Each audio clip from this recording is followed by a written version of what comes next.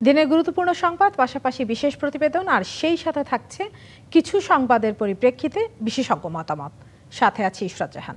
BNP সংস্কারের বিপক্ষে নয়, তবে সময় বেশি গড়ালে জন আকাঙ্ক্ষা স্তিমিত হতে পারে বলে শঙ্কা প্রকাশ করেছে দলটি। জাতীয় ঐকমত্য কমিশনের স্প্রেডশিটের সঙ্গে বিএনপির মূল প্রস্তাবনায় বিস্তর ফারাক রয়েছে বলে অভিযোগ এনেছে দলটি। ঐকমত্য কমিশনের সঙ্গে বৈঠকে এমন অবস্থানের কথা জানান দলটির নেতারা। আর কমিশনের সহ সভাপতি অধ্যাপক আলী রিয়াজ বলেছেন, ভবিষ্যতে দেশের গণতন্ত্র যেন হোঁচট না খায় সেই ব্যবস্থাই করতে চায় ঐকমত্য কমিশন। জুলাই গণঅভ্যুত্থানের পর রাষ্ট্র মেরামতের সংস্কার প্রস্তাব রাজনৈতিক দলগুলোর সঙ্গে দফায় দফায় আলোচনা। জাতীয় ঐকমত্য কমিশন গঠনের পর 2 দফায় বিএনপির সঙ্গে বৈঠক। তারই ধারাবাহিকতায় জাতীয় সংসদের এলডি হলে কমিশনের সঙ্গে বৈঠক করতে আসেন বিএনপির 5 সদস্যের প্রতিনিধি দল। নেতৃত্ব দেন স্থায়ী কমিটির সদস্য ব্যারিস্টার জমির উদ্দিন সরকার, আর কমিশনের সভাপতিত্ব করেন সহসভাপতি অধ্যাপক আলী রিয়াজ। সকাল 10:30টায় শুরু হওয়া বৈঠকে অংশ নেয় বিএনপির প্রতি কৃতজ্ঞতা প্রকাশ করেন জাতীয় ঐকমত্য কমিশনের সহসভাপতি আলী রিয়াজ। বলেন, গণতন্ত্র প্রতিষ্ঠায় জাতীয় সনদ তৈরি করতে চায় কমিশন। লড়াই সংগ্রাম বিভিন্নভাবে আমরা যুক্ত থেকেছি, সেই জায়গায় বিএনপি যে ভূমিকা পালন করেছে নিঃসন্দেহে এমন অবস্থানে দিয়েছে যে বাংলাদেশের মানুষ জানেন যে তারা কি ভূমিকা পালন করেছেন, কিভাবে তারা গণতন্ত্রের সংগ্রামের জন্য অত্যাচারিত হয়েছেন, নিপীড়িত হয়েছেন, প্রতিরোধ রচনা করেছেন। একই সময় বিএনপির স্থায়ী কমিটির সদস্য নজরুল ইসলাম খান বলেন, সংস্কারের বিপক্ষে নয় বিএনপি। সংস্কার প্রক্রিয়া বিলম্বিত হলে পরিবর্তনের আকাঙ্ক্ষা স্তিমিত হতে পারে বলে আশঙ্কা তার। আমাদের তরুণ প্রজন্মের খুবই সাহসী ভূমিকা এবং সমগ্র জনগণের সমর্থনে জুলাই আগস্টের এই লড়াই আমরা বিজয়ী হয়েছি। এই কমিশনকে সহযোগিতা করছি, এই সরকারকে সহযোগিতা করছি সেই প্রত্যাশা নিয়েই। পরে দলটির স্থায়ী কমিটির আরেক সদস্য সালাউদ্দিন আহমেদ গণমাধ্যমে জানান, আলোচনা এখানেই শেষ নয়। অভিযোগ করেন, ঐকমত্য কমিশনের পক্ষ থেকে স্প্রেডশিট পাঠিয়ে বিভ্রান্ত করা হয়েছে। চূড়ান্ত তো আলোচনা নয়, এটা আমার মনে হয় আমরা দ্বিতীয় পর্যায়ে আলোচনা করছি। প্রয়োজনে আজকে যদি সমাপ্ত না হয় আরো আলোচনা হবে।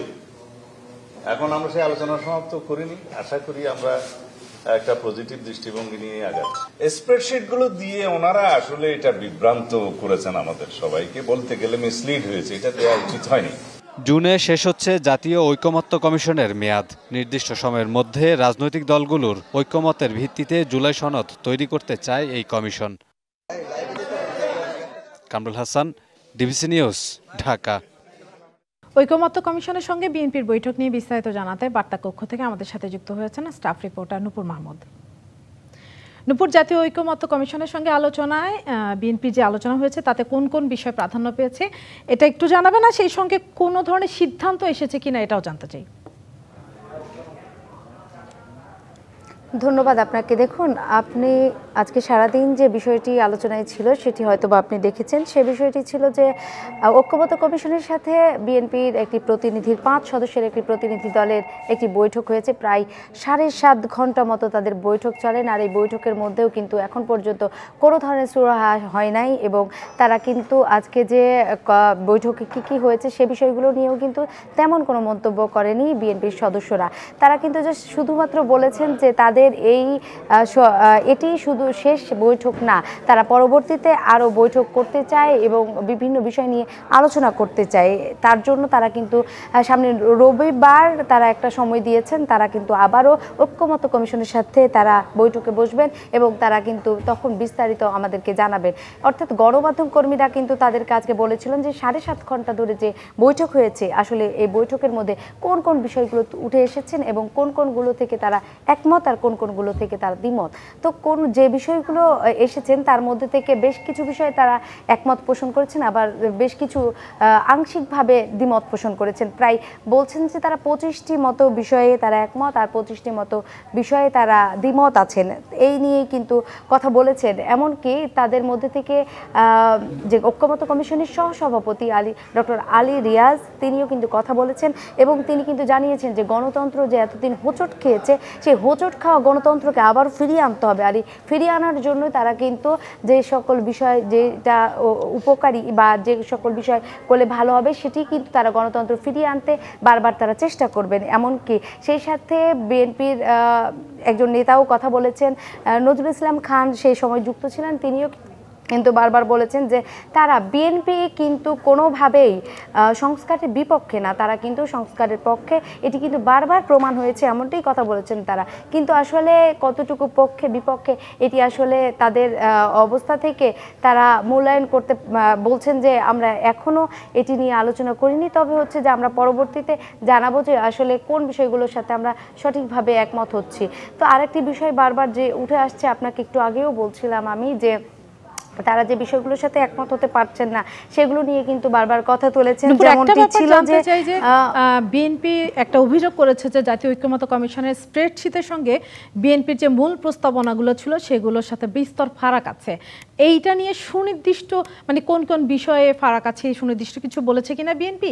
আর যদি প্রশ্ন করি যে এই বৈঠক থেকে বিএনপির প্রাপ্তি কি আসলে আজকের দিনের জন্য? আপনি যেমনটি বলছিলেন, দেখুন যে বিএনপি হচ্ছে সংবিধান, বিচার বিভাগ এবং প্রশাসন আর নির্বাচন নিয়ে কিন্তু আজকে বিস্তারিত মতামত জমা দিয়েছেন। এটি কিন্তু বিএনপি স্থায়ী কমিটির সদস্য সালাউদ্দিন আহমেদ আমাদেরকে অর্থাৎ গণমাধ্যম কর্মীদেরকে জানিয়েছেন যে তারা এই সকল বিষয়ে তারা জানিয়েছেন। আসলে মূলত 3টি বিষয় নিয়েই কিন্তু আজকে কথা হয়েছে, আর তার মধ্য থেকে তারা যে বিষয়গুলো বারবার গুরুত্ব দিচ্ছিল যে সংবিধান সংস্কার মধ্য দিয়েই কিন্তু তারা শুরু করতে চাচ্ছিল তাদের এই আজকের আলোচনা পর্বটি।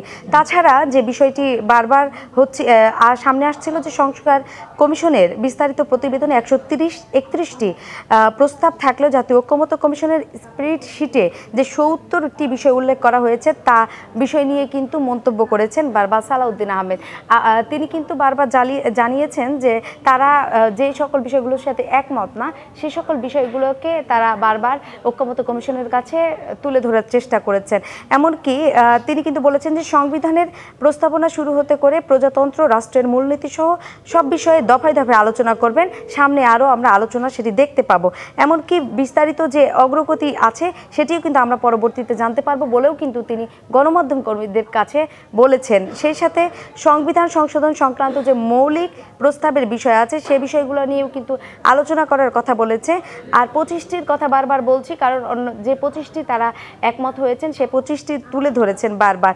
আর আরেকটি বিষয় ছিল যে 150টির মতো মতামতের মধ্যে যে 79টির বিষয়ে মতামত দিয়েছেন, বাকিগুলোর কিন্তু অধিকাংশ ক্ষেত্রে একমত হওয়ার কথা বা মন্তব্য হওয়ার কথা তিনি কিন্তু জানিয়েছেন।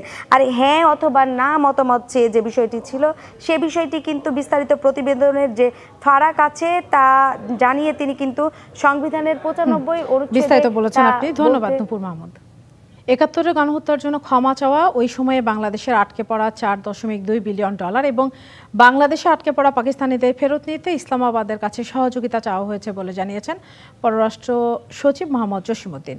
বাংলাদেশ পাকিস্তান পররাষ্ট্র সচিব পর্যায়ের বৈঠকের পরে এক ব্রিফিংয়ে একথা জানান তিনি। পররাষ্ট্র সচিব জসিমউদ্দিন আরও জানান, প্রধান উপদেষ্টা ডক্টর মোহাম্মদ ইউনূসের সাথে পাকিস্তানের পররাষ্ট্র সচিবের সাক্ষাতে দুই দেশের মধ্যে সম্পর্ক এগিয়ে নিতে আলোচনা হয়েছে। এছাড়া আমি পাকিস্তানের সাথে আগে যেমনটা বলছি বিদ্যমান ঐতিহাসিকভাবে অমীমাংসিত বিষয়গুলো উত্থাপন করেছি, যেমন আটকে পড়া পাকিস্তানিদের প্রত্যাবাসন, অবিভাজিত সম্পদে বাংলাদেশের ন্যায্য হিস্সা প্রদান, 1970 সালের ঘূর্ণিঝড়ে ক্ষতিগ্রস্তদের জন্য প্রেরিত বিদেশি সাহায্যের অর্থ হস্তান্তর এবং 1971 সালে পাকিস্তানের তৎকালীন সশস্ত্র বাহিনীর কর্তৃক সংঘটিত গণহত্যার জন্য আনুষ্ঠানিকভাবে ক্ষমা চাওয়া। ঢাকায় বাংলাদেশ পাকিস্তানের পররাষ্ট্র সচিব পর্যায়ের বৈঠক নিয়ে বিস্তারিত জানাতে আমাদের সাথে পররাষ্ট্র মন্ত্রণালয় থেকে যুক্ত হয়েছেন বিশেষ প্রতিনিধি ইশরাত জাহান উর্মি।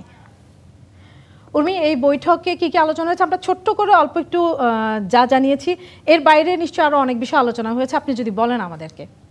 হ্যাঁ, আসলে এই বৈঠক নিয়ে বেশ একটা কিন্তু আপনি যদি বলি যে আলোচনা ছিল এবং আগ্রহ ছিল সব পক্ষের। বিশেষ করে পররাষ্ট্র সচিব জানাচ্ছিলেন যে মূলত 15 বছর পরে তো এফওএস পর্যায়ের বৈঠক তো ছিলই, তার পাশাপাশি বিভিন্ন যে বৈঠক আসলে foreign ministry two foreign ministry চলে সেগুলো কিন্তু এত বছর ধরে হয়নি। 2010 সালে ইকোনমিক মিক্সড বা ইকোনমিক গ্রুপের যে বৈঠকগুলি হয় foreign ministry two foreign ministry, সেই বৈঠক হয়েছিল 2010 সালে। অর্থাৎ তারপরে এতগুলো বছর কিন্তু আসলে তিনি যে শব্দটি বললেন যে দুটো দেশের সম্পর্ক স্থবির হয়েছিল, তো সেই স্থবিরতা কাটাতেই এই বৈঠক। এবং এতদিন পরে তিনি যেটি বলছেন যে এখন বাংলাদেশে যেই পরিবেশটি রয়েছে, আমরা মনে করি যে এই মুহূর্তে আসলে এই বৈঠক এই স্থবিরতা কাটানোর একটা ভালো সময়। আপনি বলছিলেন, জানাচ্ছিলেন এবং পররাষ্ট্র সচিবও বলছিলেন যে বেশ কয়েকটি অমীমাংসিত বিষয় কিন্তু পাকিস্তানের সাথে রয়ে গেছে। তার মধ্যে একটি হচ্ছে আটকে পড়া পাকিস্তানি গণহত্যাতে চালিয়েছিল পাকিস্তানিরা 1971 সালে, তার জন্য ক্ষমা চাওয়ার বিষয়টি। পররাষ্ট্র সচিব যে শব্দটি বলছেন, দে মে এনগেজ, তারা বলছেন যে তারা এই ইস্যুতে কাজ করবেন, এই ইস্যুতে তারা ভবিষ্যতে এনগেজ থাকবেন, এমনটি জানিয়ে গেছেন আমনা বালুচ। মানে একদিনের একটি বৈঠকেই আসলে সবকিছুর মীমাংসা হয়ে যাবে বিষয়টি তেমন নয়, বা তেমন তিনি আশা করেন না, তিনি বলছিলেন। কিন্তু তারা আসলে এনগেজ থাকবে বিষয়গুলো নিয়ে, এটি জানানো হয়েছে পাকিস্তানের পক্ষ থেকে। মূলত তিনি যেটি বলছিলেন যে আসলে ব্যবসা বাণিজ্য বৃদ্ধি করা এবং ব্যবসা বাণিজ্য বৃদ্ধি করা, দুই দেশের মধ্যে সরাসরি ফ্লাইট চালু করা, এই বিষয়গুলো কিন্তু নিয়ে আলোচনা হয়েছে। এবং ইতিমধ্যে তিনি বলছিলেন জিন্না ফ্লাইট নামে একটি এয়ারলাইন্স বাংলাদেশের কাছে অনুমতি চেয়েছিল এবং আমরা অলরেডি অনুমতি দিয়েছি পাকিস্তান এবং বাংলাদেশের মধ্যে সরাসরি বিমান চালানোর জন্য। আরেকটি বিষয় হচ্ছে তিনি বলছিলেন যে কতগুলি ক্ষেত্রের কথা তিনি বলছিলেন ইরশাদ, যে শিক্ষা ক্ষেত্রে তিনি বলছিলেন, কৃষি ক্ষেত্রে তিনি বলছিলেন, প্রতিরক্ষা খাতে তো বেশ কিছু সহযোগিতা পাকিস্তান এবং বাংলাদেশের রয়েছে, সেই বিষয়গুলো থাকছেই, সেগুলো থাকবে। তার পাশাপাশি তিনি যেটি বলছিলেন যে সাংস্কৃতিক বিনিময় যেটি হয়, অর্থাৎ এদেশের যারা শিক্ষক রয়েছেন, অধ্যাপক রয়েছেন, শিল্পী রয়েছেন, তারা পাকিস্তানে যাবেন এবং পাকিস্তানে যারা রয়েছেন তারা এদেশে আসবেন, সেই বিষয়টি আলোচনা হয়েছে। আরও একটি বিষয় তিনি বলছিলেন যে ক্ষতিপূরণের কথা বলা হচ্ছে, অর্থাৎ মুক্তিযুদ্ধের আগে বাংলাদেশের নাগরিকদের যে সম্পদ রয়ে গিয়েছিল পাকিস্তানে, সেই সম্পদের পরিমাণ $4.2 মিলিয়ন, এই ডলারের ক্ষতিপূরণ, এবং সেই সাথে 1970 সালের ঘূর্ণিঝড়ে বাংলাদেশকে বিভিন্ন দাতা দেশ, পূর্ব বাংলা, সেই সময়কার পূর্ব বাংলাকে বিভিন্ন দাতা দেশ $2 মিলিয়ন সাহায্য দিয়েছিল। সেই সাহায্যও কিন্তু আমরা পাইনি, আমাদের হাতে এসে পৌঁছয়নি।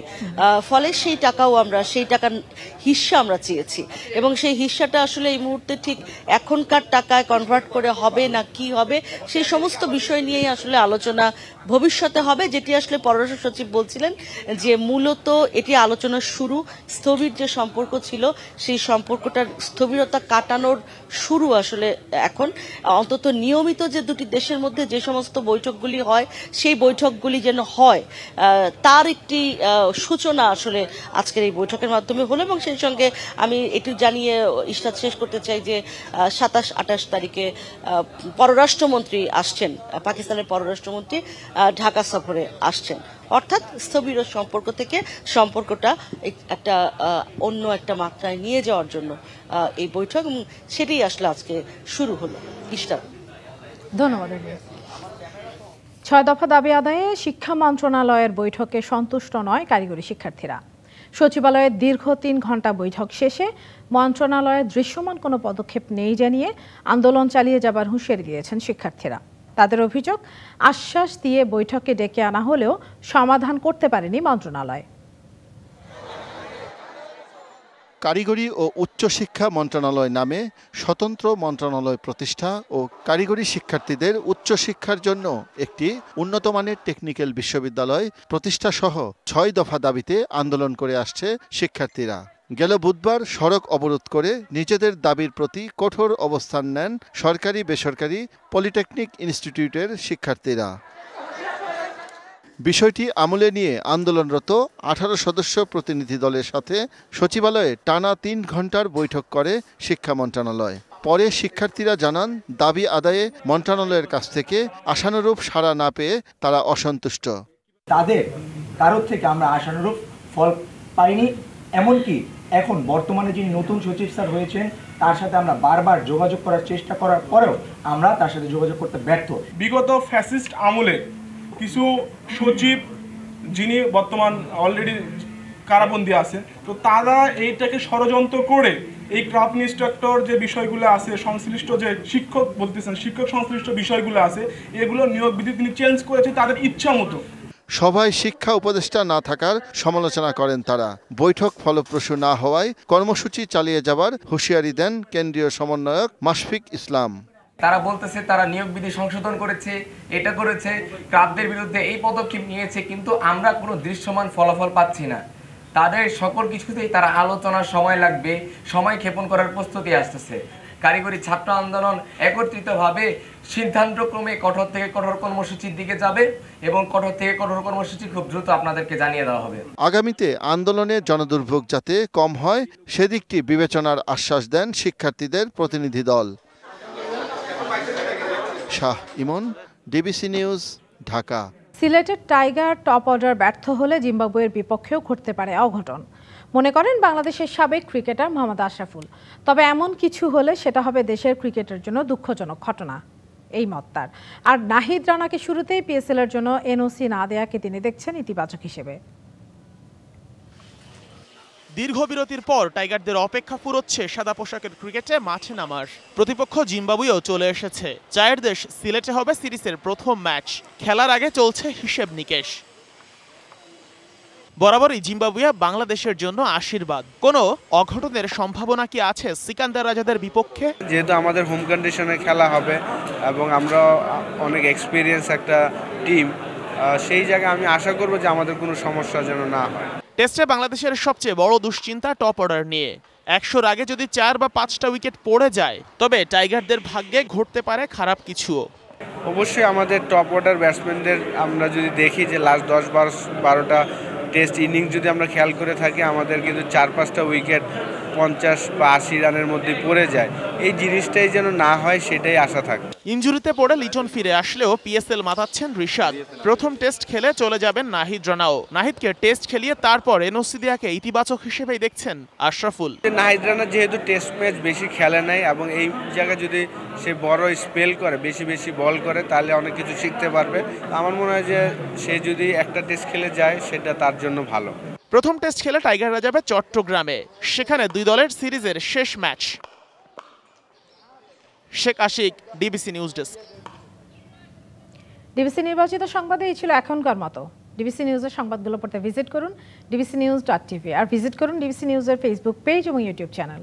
ডিবিসির সঙ্গে থাকুন।